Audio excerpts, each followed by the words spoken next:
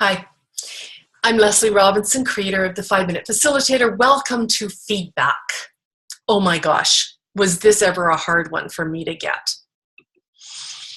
So if there was one simple technique that increases effectiveness, builds trust and respect, advances your reputation and accelerates your learning, would you do it? Well, I sure said that I would. However, I was a tough nut to crack on this one. By the end of today's session, you will be able to describe 3 different types of formative feedback. Can you do that now?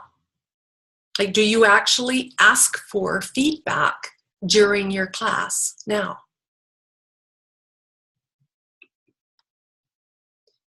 So basically, there are 2 different times that you can ask. You can ask after the workshop, traditionally the smile sheet. After the workshop, that's called summative. And with summative feedback, that will help you with your next workshop, but it doesn't help the people who are in your current one. The other time is during the workshop, and you can do it several times during your workshop. That's called formative feedback, and that's what we're talking about here today. So 3 ways that we can ask for feedback, formative feedback: number, word, and suggestions. The number is quantitative feedback, the word is qualitative, and suggestions are anecdotal. A key thing about asking for feedback is to be very, very clear what it is that you are asking. And beyond that, it's not just what you're asking, it's why are you asking it? Even more importantly is what are you going to do with it when you get it? And it's really important to have that clarity. Very important to have that clarity. So I might ask a question like, in this moment, what color describes how you are feeling about learning? Or I may want to know about the room if I'm trying out a new venue.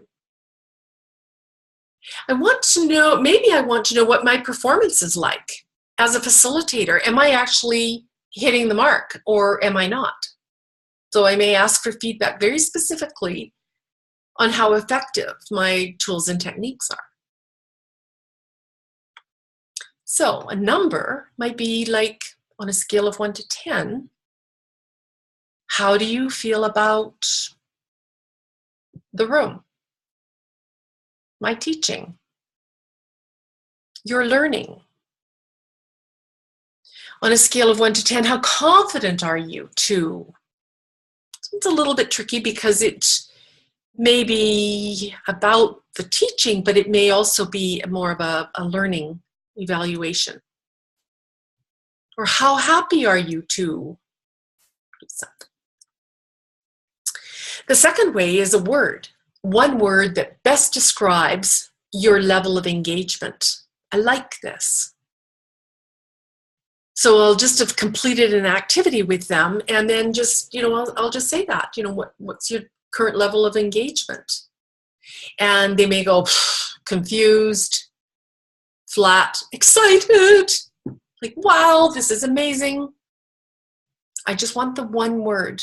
I don't want a whole description, don't want to spend a lot of time on it. It's my own time management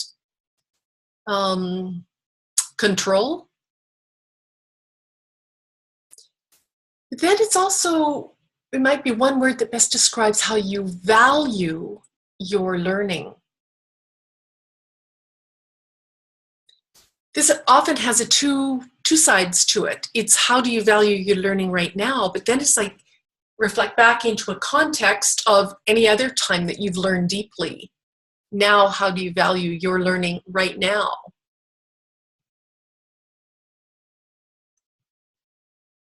And then suggestions, I've been asking those along with what works well, or what am I doing that is working well for you to learn, WWW. And suggestions, EBI, even better if. So then once I've asked for the feedback, I'll often do it before a refreshment break or at the end of the day if they're coming back for a second day, that sort of thing. And then I'll collect all of the feedback. And what I'll do is I'll begin with all the WWWs. And I'll just say, thank you all so much for your feedback.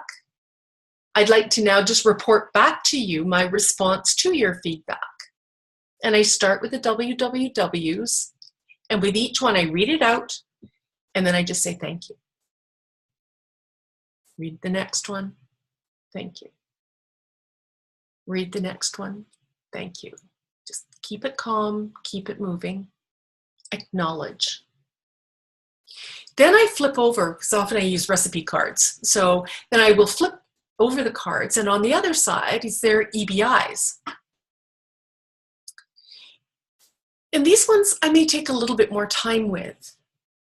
And I will read out what their suggestions are for me to improve or to improve the facilities or the timing or whatever it is. And, excuse me, so then I'll just say, yeah, I could do that for you. And then I'll read out the next one. Yep, I can do that one too. And then maybe there's one about the temperature and it's like, I tried, but I can't. There's a central location in the center of the country and it's all done by computer and I'm really sorry, I can't do it. We can open a window or, I've got a coat and you can wear my coat. Like that would be my response. So I just say what that response to feedback is. So important to be sincere. It makes you better. It makes them better. So, 3, number, word suggestions when asking for formative feedback. So take a moment now and describe the differences between the number, word, and suggestions.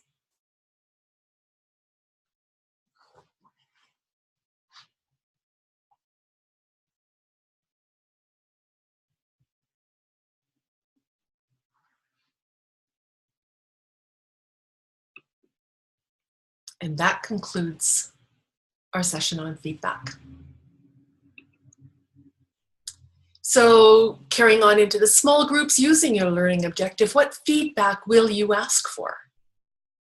And why will you ask for it? And a third question, what will you do with it when you receive it?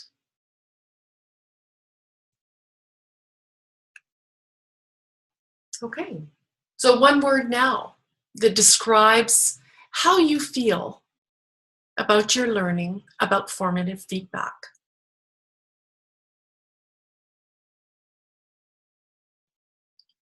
It's a little cheeky, I know, doing feedback on feedback, but I like when things nest like this. All right, that concludes our series on facilitating engagement. Thank you.